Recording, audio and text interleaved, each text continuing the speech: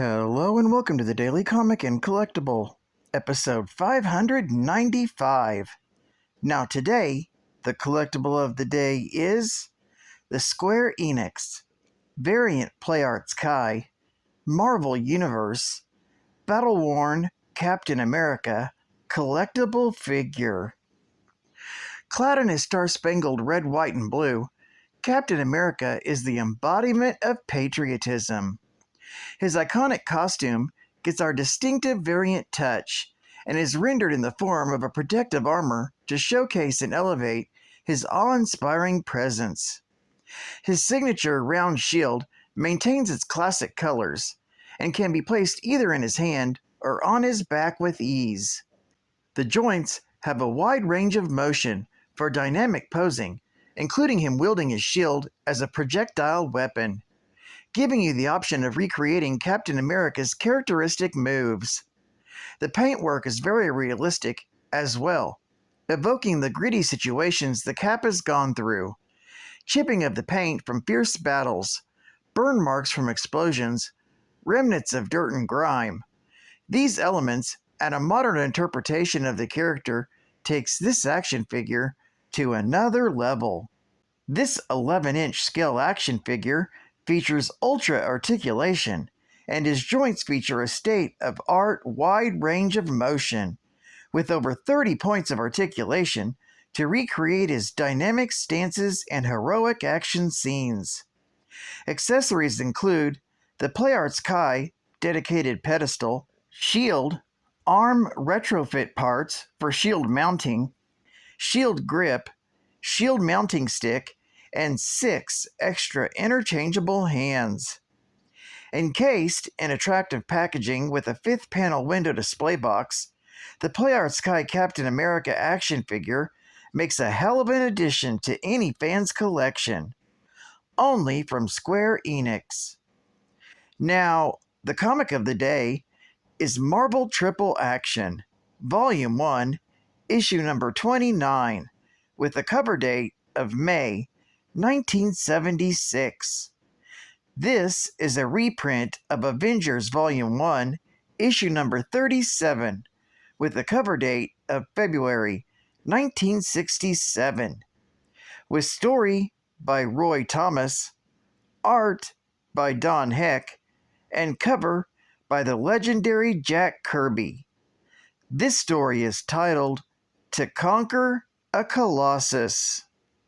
The story opens with the Avengers and Black Widow having traveled to Quicksilver and Scarlet Witch's homeland, Transia, to rescue them. But they've been captured by Ixar, a sentient computer from Sirius, in its flying saucer. It intends to transfer their powers into its android Ultroids for use in an interstellar war Ixar's race has been waging. The Ultroids are led by Ultrana, another android controlled by Ixar. The recently caught Avengers join Wanda and Pietro in cylinders that will siphon off their powers. However, the aliens hadn't expected Black Widow, and there's no cylinder ready for her. She's taken away to be imprisoned elsewhere. Ultrana relates the Syrians' history. They have been at war with a nearby star system for millennia. Both sides in the war eventually used Ultroids to prosecute the war for them, and both sides' populations were gradually destroyed until only a leader was left of each race. Ixar was leader of the humanoid Syrians. Recently, the other side's Ultroids breached Ixar's palace and mortally wounded him. Ixar had his mind transferred to a computer and set off on his search for superhumanoids. Ixar's flying saucer leaves Earth with the captive Avengers aboard. Only a few Ultroids stand guard over the cylinders. Ixar designed the cylinders to counter the powers of specific Avengers, as well as siphon them off using information gleaned from the minds of Quicksilver and the Scarlet Witch. Goliath realizes that the absent on leave, Wanda and Pietro, didn't know that he had regained his shrinking power. So his cylinder doesn't stop him shrinking small enough to escape through an oxygen tube. Wasp's oxygen tube has a fine mesh to stop her performing the same trick. Goliath quickly releases the other Avengers, and they start beating up the Ultroids. The rationally minded androids recognize a superior force and soon surrender. Hawkeye rushes off to find Black Widow. Ixar threatens to electrocute the transient village burgomaster, who is still linked to the computer. While the Avengers are stymied, it gathers up the energies of Ultrana and the other Ultroids and transforms itself into one giant Ultroid. After a long battle, the giant knocks out 4 of the Avengers present and re-imprisons the witch in her cylinder. But suddenly, Hawkeye and the Widow reappear. Hawkeye has somehow deduced that the Burgomeister is actually the real Ixar, and threatens to kill him if the giant Ultroid doesn't deactivate. The Burgomeister confirms that he is the real Ixar, and the computer was a front. He never transferred his mind into the computer. He took the Burgomeister's place a few weeks ago.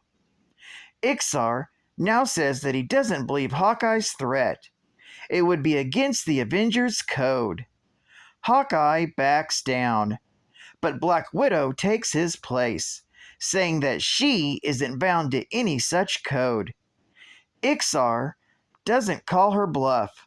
He returns his saucers to Earth and lets the Avengers go before flying off to find suitable subjects elsewhere in the galaxy. The Avengers tell the villagers their Burgomeister died a hero. Hawkeye declines to tell the other Avengers how he and Natasha got Ixar to surrender, thinking they might not approve or understand what the Black Widow did. This story is continued in the Avengers, issue number 38. Geek Fact: Quicksilver and the real Scarlet Witch have already been abducted by Ixar before the Avengers arrived last issue. They officially rejoined the team this issue. The Scarlet Witch from the previous issues was actually the Ultroid spy.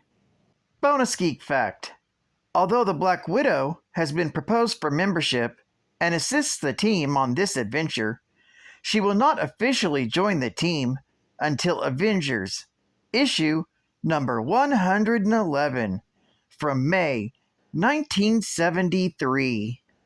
Advertising Ad Fact: Meet Stan and your favorite Marvel madmen at our second annual fan gathering. MarvelCon 76! Meet the amazing Spider-Man and other superheroes in person. Free 3-hour-long art lessons by Big John Bashima. Free 3 free writing lessons by Rascally Roy Thomas. Plus free Kung Fu exhibitions. And more. Remember these important dates: April 23rd, 24th, and 25th at the Hotel Commodore. Okay, Marvelites, if you think last year's con was mind-boggling, wait till you see what we've got planned this time. For more information, send a stamped envelope to MarvelCon 76.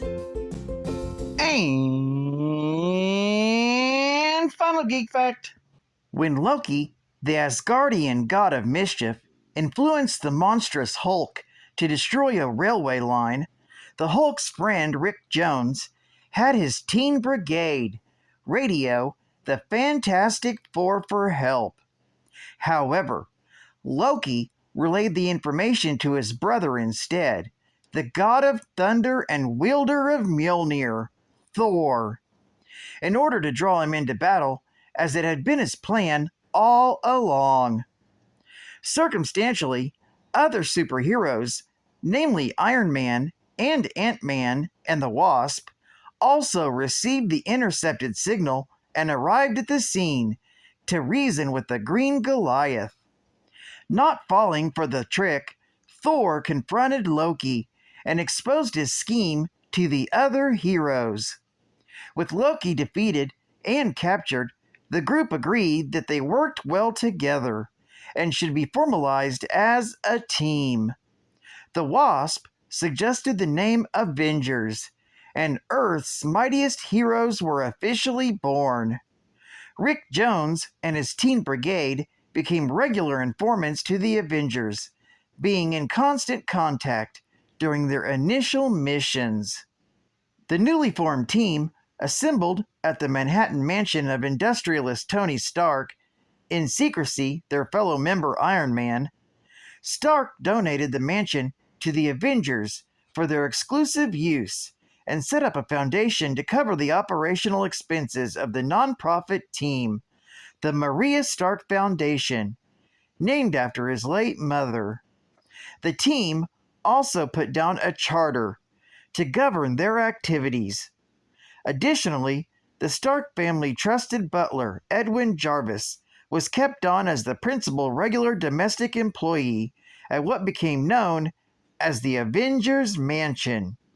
Following a fight against the Avengers, Namor unleashed a block of ice containing a figure under the North Sea, which was then found by the Avengers.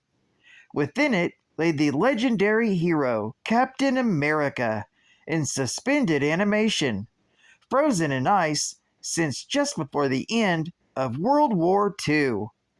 Needing to adjust to the world he had just awakened to, Captain America joined the mighty Avengers after helping them to defeat the stranded alien Vuk and Namor one more time. A born leader, the Star-Spangled Myth was eventually given retroactive founding membership status in place of the Hulk, being seen as the heart and soul of the Avengers.